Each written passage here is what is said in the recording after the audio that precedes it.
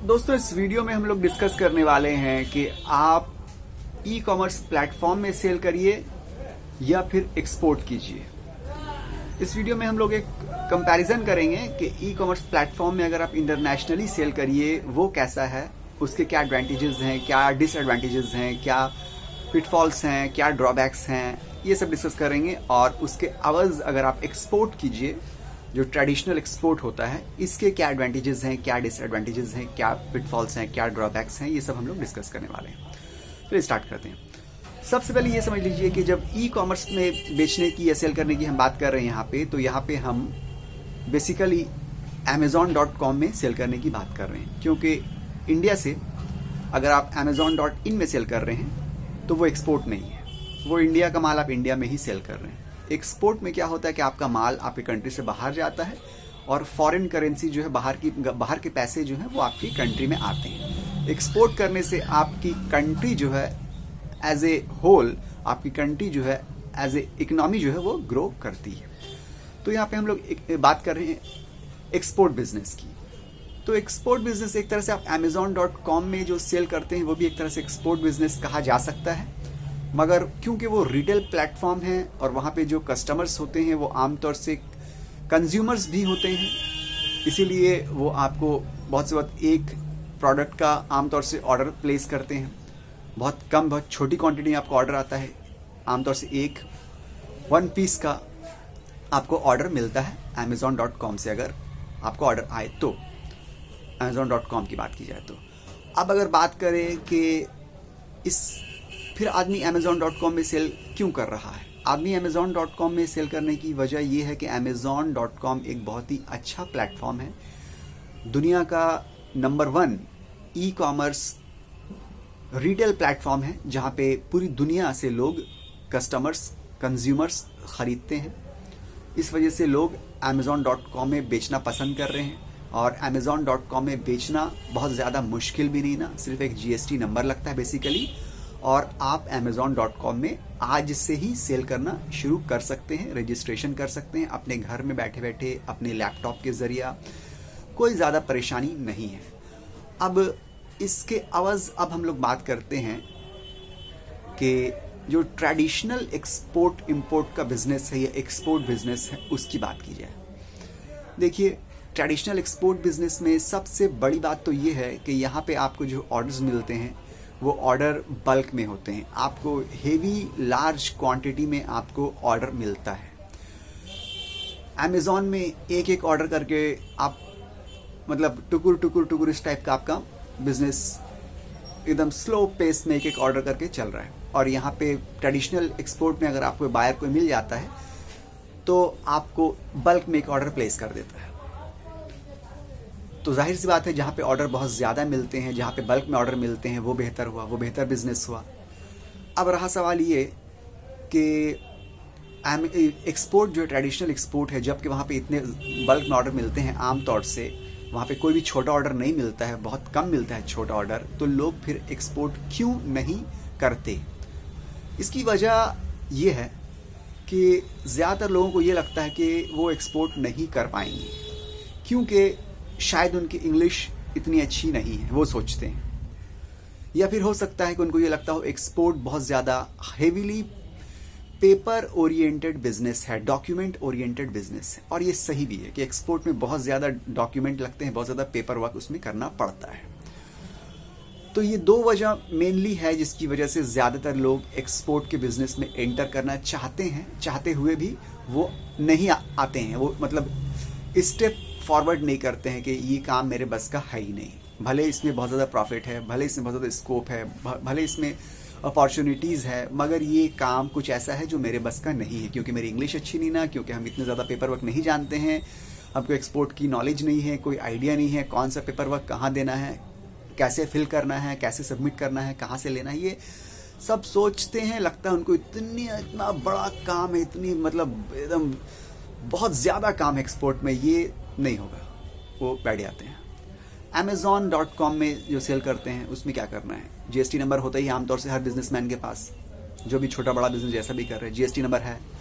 Amazon.com में जाने के बाद रजिस्ट्रेशन का बटन क्लिक किया, जाके वहाँ पे आपने रजिस्ट्रेशन कर दिया, आप कल से आप वहाँ के सेलर बन गए, आपने सेल करना शुरू कर दिया, ठीक है, वो भी एक बिजनेस मॉडल है, वो भी एक तरह से एक्सपोर्ट है, ठीक है। मगर जाहिर सी बात है कि हर एक्सपोर्टर या हर बिजनेसमैन ये चाहता है कि उसको ऑर्डर लार्ज क्वांटिटी में मिले, उसका बिजनेस बड़ा हो, फैले। तो हम ये नहीं बोल रहे हैं कि आपको Amazon.com में सेल नहीं करना चाहिए। आप अगर Amazon.com में सेल कर रहे हैं तो आप करिए, बिल्कुल करिए, वो भी एक प्लेटफॉर्म है, वहाँ भी आप कर सकते हैं सेल। मगर एक्सपोर्ट भी आप ट्राई कर सकते हैं।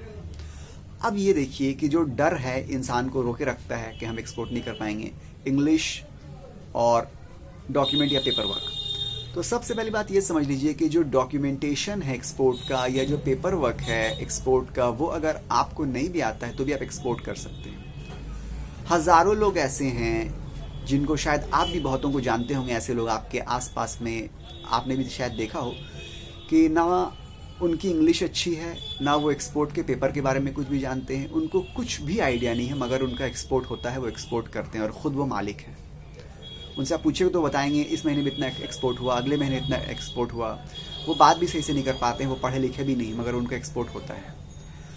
तो इस बात से आप ये आइडिया लगा लीजिए कि एक्सपोर्ट करने के लिए कोई ज़रूरत नहीं है कि आपको पूरे पेपर वर्क आए या बहुत अच्छी इंग्लिश आए, ठीक है। तो एक्सपोर्ट होगा कैसे?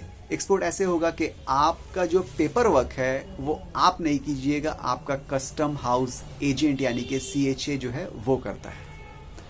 पेपर वर्क आपको करना ही नहीं है, पेपर वर्क जो है वो CHA ही करता है। वो आपसे पैसे लेता है, वो पैसे इसी चीज़ के लेता है कि वो आपका पूरे एक्सपोर्ट का पेपर वर्क करके देगा आपके लिए। तो आपको एक अच्छा CHA ढूंढना है और उसको आपको हायर करना है, उसके साथ आपको काम करना है।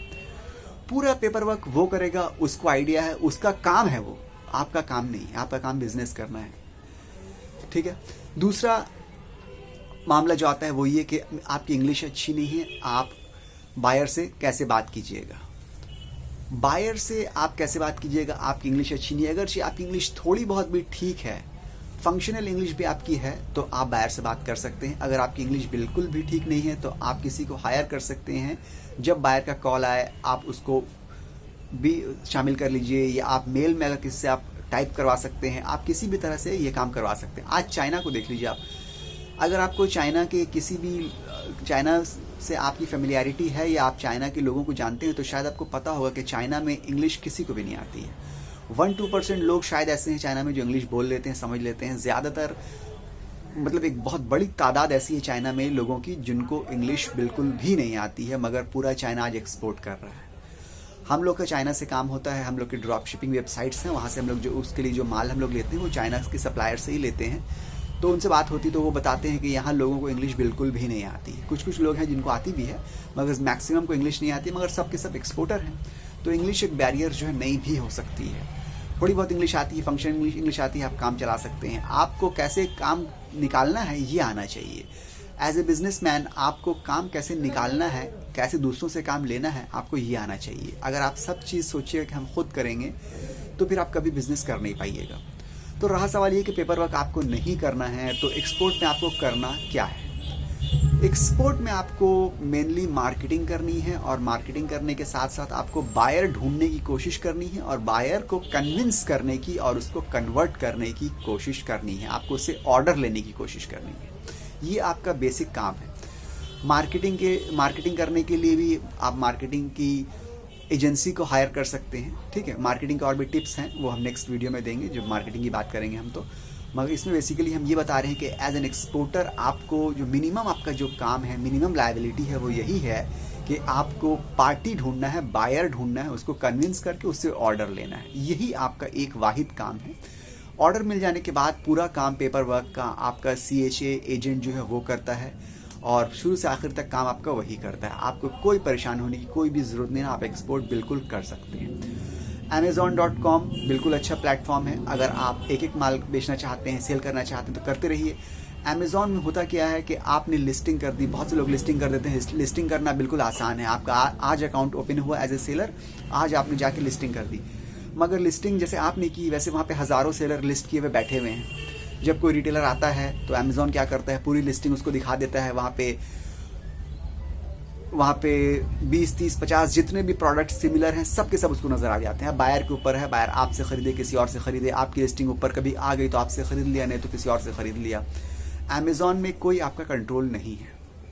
आपकी लिस्टिंग कहाँ फेंकी हुई है, कहाँ दबी हुई है, हजारों लिस्टिंग के अंदर, वो आपको भी नहीं पता है। आप लिस्टिंग करके खुश होकर बैठ गए कि Amazon.com में हम सेल कर रहे हैं, हम सेलर हैं, मगर क्या आपको वहाँ पे ऑर्डर आ रहे हैं?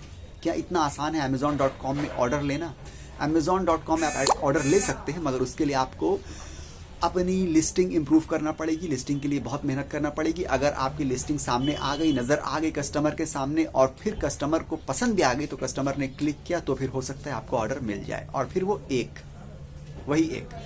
वही मेहनत आप अगर एक्सपोर्ट बिजनेस में कीजिए। आपने बायर ढूंढना है, बायर ढूंढने का तो आपने बायर को कन्विंस कर लिया, प्रोडक्ट दिखाया, प्राइसिंग दिखाई। अगर बायर कन्विंस हो गया तो वो आपको बल्क में ऑर्डर देगा, और अगर उसको आपका माल पसंद आया तो वो फ्यूचर में भी आपको ही ऑर्डर देगा, क्योंकि वहाँ पे एक चैनल बन जाता है। इंपोर्ट एक्सपोर्ट बिजनेस में एक चैनल बन जाता है।